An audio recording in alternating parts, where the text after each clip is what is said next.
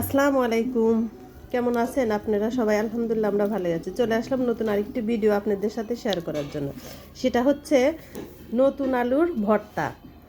এত মজার ভর্তাটা কিভাবে করবেন তো সেটাই আপনাদের সাথে শেয়ার করব। দেখেন আলু ভর্তার কালারটা যেরকম সুন্দর, এই আলু ভর্তা খেতেও কিন্তু অনেক মজা। আর এই যে এই হাতে লাগাই এটা তো আরও মজা। তার সাথে এই গরম গরম ধোয়া ওঠা ভাত কি যে মজা। কথা না বাড়িয়ে চলুন রেসিপিটা দেখে নিই। রাতের জন্য একটু আলু ভর্তা করে নেব। তা আমি এখানে আলু নিয়ে নিয়েছি। এখন আলুটা সুন্দর করে ধুয়ে নেব। 2-3 বারে কচলে কচলে সুন্দর করে ধুয়ে নেব। এই যে আলুটা কচলে ধুয়ে নিয়েছি, পরিমাণ মতো পানি দিয়ে দিয়েছি। এখন চুলায় দিয়ে দেব। এখানে যে ঢাকনা দিয়ে ঢেকে আলুটা সিদ্ধ করে নেব। ঢাকনা দিয়ে ঢেকে দিলে তাড়াতাড়ি সিদ্ধ হবে।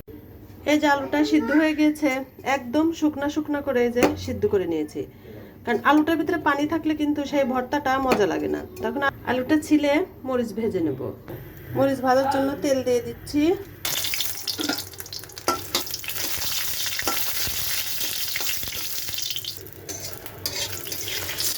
যতটুকু ঝাল দেব সেই পরিমাণে মরিচ নিয়ে নিয়েছি। এখন লবণ দিয়ে দিচ্ছি। সুন্দর করে লবণ দিয়ে এইভাবে মরিচটাকে গুঁড়া করে নিতে হবে, একদম গুঁড়া করতে হবে। এই যে দেখেন একদম মরিচটা সুন্দর করে গুঁড়ো করে নিয়েছি। আর মরিচটা কিন্তু মচমচা করে ভেজে নিতে হবে, তাহলে এরকম সুন্দর গুঁড়া হবে। এখন সরিষার তেল দিয়ে দেব। আলু ভর্তার ভিতরে একটু তেলটা বেশি দিতে হবে, এইভাবে চটকাতে হবে। এই চটকানোতেও কিন্তু ভর্তার টেস্ট।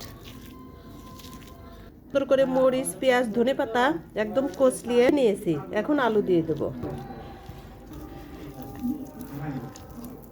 এখন এইভাবে করে চটকে ভর্তা বানিয়ে নেব। এই যে আমার ভর্তা রেডি।